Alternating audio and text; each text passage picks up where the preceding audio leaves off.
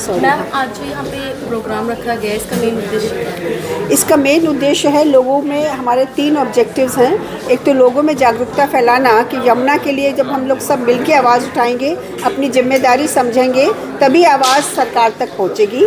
और सरकार को हमने जो वॉकथॉन कर रहे हैं 2 तारीख को, उसके बारे में बताना कि हम लोग 2 तारीख को वॉकथॉन कर रहे हैं, जिसमें आप सब जुड़ेंगे और हम सरकार को रिप्रेजेंटेशन देंगे। और तीसरा उद्देश्य ये है कि लोगों को अवगत करना कि हमने कुछ योजनाएं बनाई हैं, जिसको सब मिल के कम्युनिटी बेस्ड लेवल पे मिल के उसको अगर हम इम्प्लीमेंट करेंगे, तभी हम यमुना को न सिर्फ दूषित होने से बचा सकते हैं, लेकिन उसको मेंटेन भी करना हमारे लिए जिम्मेदारी है। क्या ये मुहिम जो आप चला रही है वो राष्ट्रीय लेवल पर होगा? जी, राष्ट्रीय लेवल, क्योंकि यमुना सिर्फ दिल्ली की नहीं है, लेकिन दिल्ली से इसलिए शुरुआत है कि सबसे ज़्यादा प्रदूषण भी यहाँ से है और दिल्ली हमारे देश का एक आईना है, देश की छवि है। अगर इस देश की छवि धूमित हो रही है तो हम सबकी जिम्मेदारी बनती है कि हम इसको इसकी जो गंदगी है इसको हटाएं। मैसेज को देना चाहेंगे? जी, मैं मैसेज देना चाहूँगी हर इंसान को कि आप लोग अपने अपने क्षेत्रों में छोटे छोटे लेवल पे जिस तरह से जागरूकता फैला सकें कि हमें यमुना में कोई भी दूषित चीज़ नहीं डालनी। सेकेंडली, हम सब आए, आप लोग जुड़िए पुराना किला पे 2 तारीख को 2 मार्च को हम लोग 7 बजे से लेके 11 बजे तक एक प्रोग्राम कर रहे हैं, क्योंकि पुराना इंद्रप्रस्थ किला, जैसे मैंने शुरू में कहा था, वहाँ सबसे पहले यमुना के किनारे स्थापना हुई थी। तो आप लोग सब उस वॉकथॉन में जुड़िए और हमारे साथ मिलके कंधे से कंधा लगा के आवाज़ उठाइए कि हमें यमुना के लिए, हम सब सतर्क हो गए हैं अब कि अब नहीं चलेगी सरकार की टाला-टाली, हम सबको मिलके करना है इस यमुना की सफाई और मैया को लेके आना है उसी रूप में जिस रूप में सूर्य भगवान ने उसको हमारे पास भेजा था।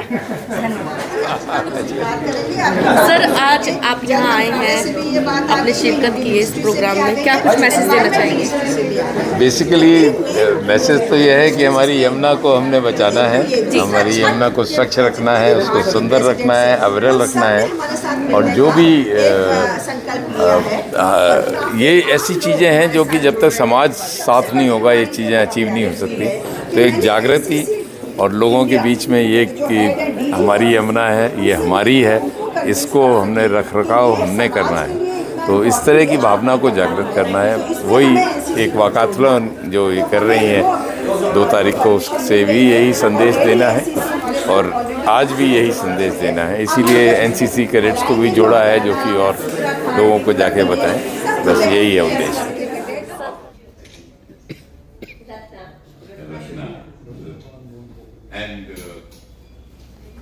Members of the media and these. ladies have come from Achha, very nice, very nice. And these. Oh, what's your name? Very nice. Such a great pleasure to be here today. I got delayed because I had a commitment in Delhi University. Just coming from there. Yamuna.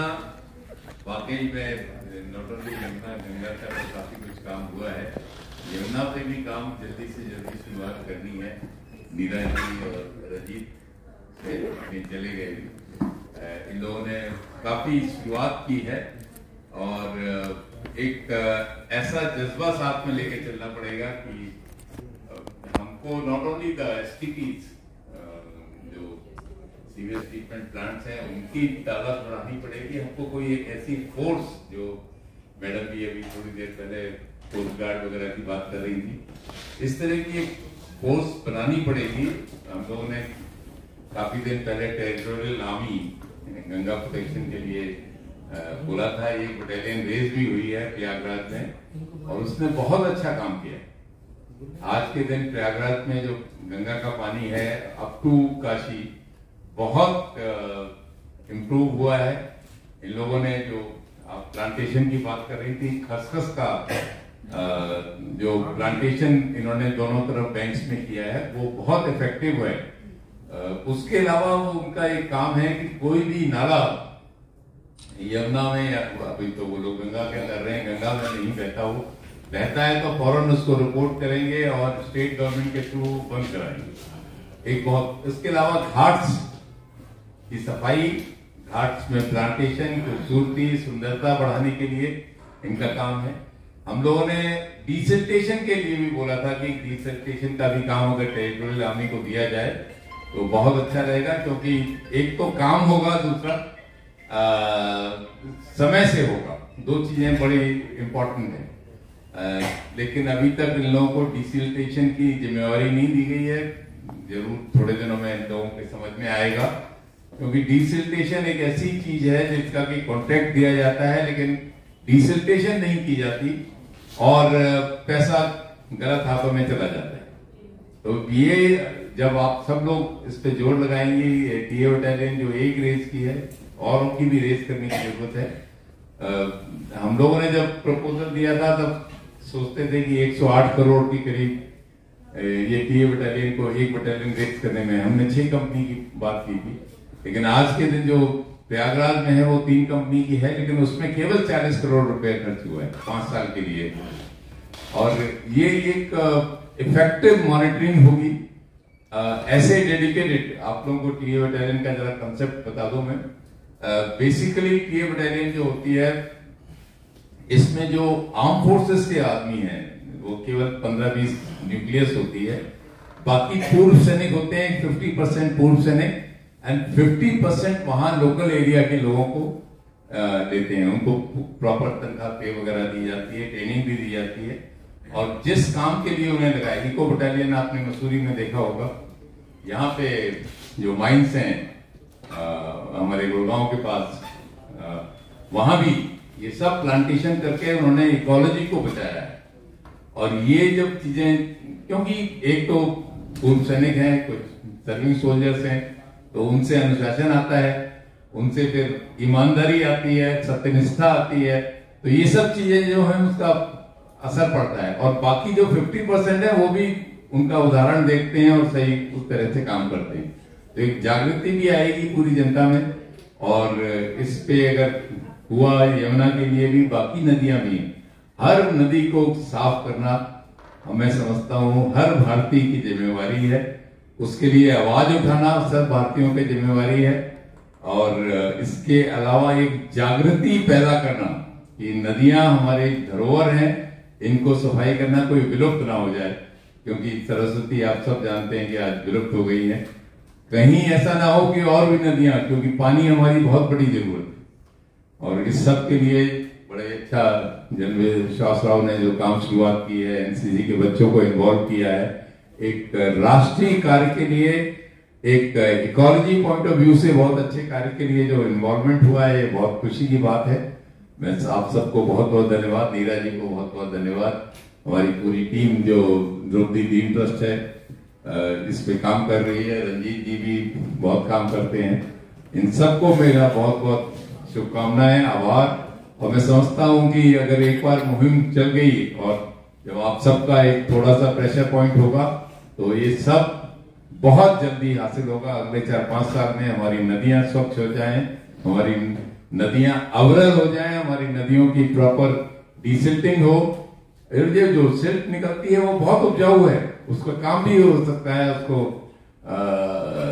हम अपने agricultural field वगैरह में use कर सकते हैं, हर चीज का।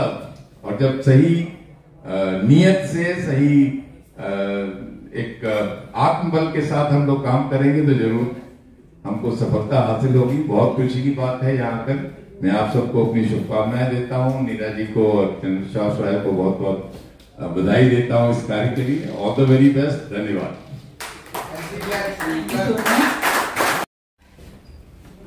प्रधानमंत्री कहते हैं देश का अमृतकाल है, तो इस साल जो एनसीसी प्राइम मिनिस्टर रैली हुई थी उसमें ठीक था कि अमृतकाल की एनसीसी ने अपने आप को इसके साथ, इस स्लोगन के साथ, अमृतकाल के साथ जोड़ा है।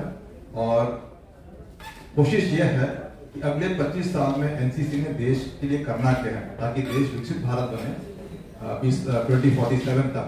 उसमें कोशिश करनी है कि एनसीसी ने क्या करना है। तो पहला साल है, हम कोशिश कर रहे हैं ये देखने के लिए कि कैडेट्स कर क्या सकते हैं, खासकर कैडेट्स अपने आप 3 साल काटने के बाद उसके बाद भी क्या कर सकते हैं एज एलुमनाई।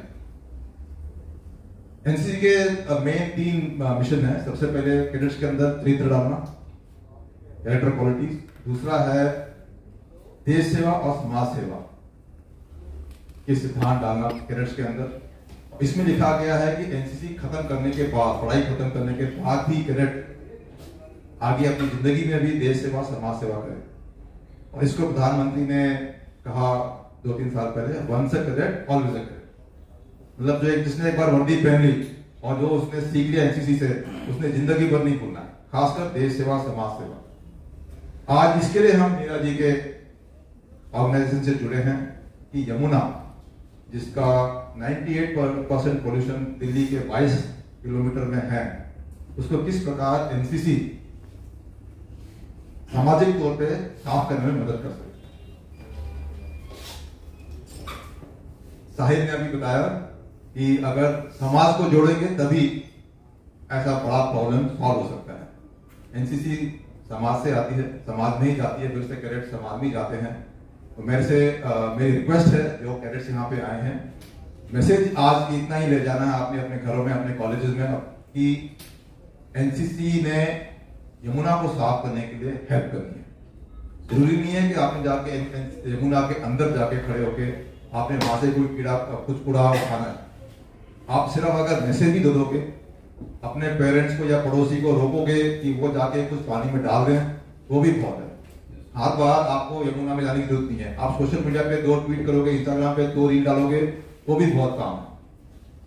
जितना समाज हम इस मुहिम से जुड़ेगा उतना ही सक्सेस हमें मिलेगा। उसके पहले एक सज्जन थे, उन्होंने बताया कि किस प्रकार वो यमुना उन्होंने पार की थी स्विमिंग करके। इसी प्रकार कश्मीर में हमने कोशिश की किस प्रकार पूरे समाज को जोड़ा जाए तिरंगा उठाने के लिए। उसमें एक छोटा सा हमारा अभियान था, डल को भी साफ करें। 6 साल के बाद पहली बार इंडल बिस्को स्कूल है वहां पे, वो हमेशा डल क्रॉस स्विमिंग कंपटीशन करते थे 6 किलोमीटर। तो पिछले साल सितंबर में 6 साल के बाद पहली बार वो स्विमिंग रेस हुई है। हजारों बच्चे डुबकी लगाते हैं सितंबर के महीने में तकरीबन, और उन्होंने डल को क्रॉस किया। वो पक्का यमुना भी किसी दिन पानी आएगा, उसमें आज के कैडेट्स और आने वाले once a cadet always a cadet पक्का उसमें तैर के आगे पार करेंगे। बहुत बहुत धन्यवाद। Thank you. जय हिंद।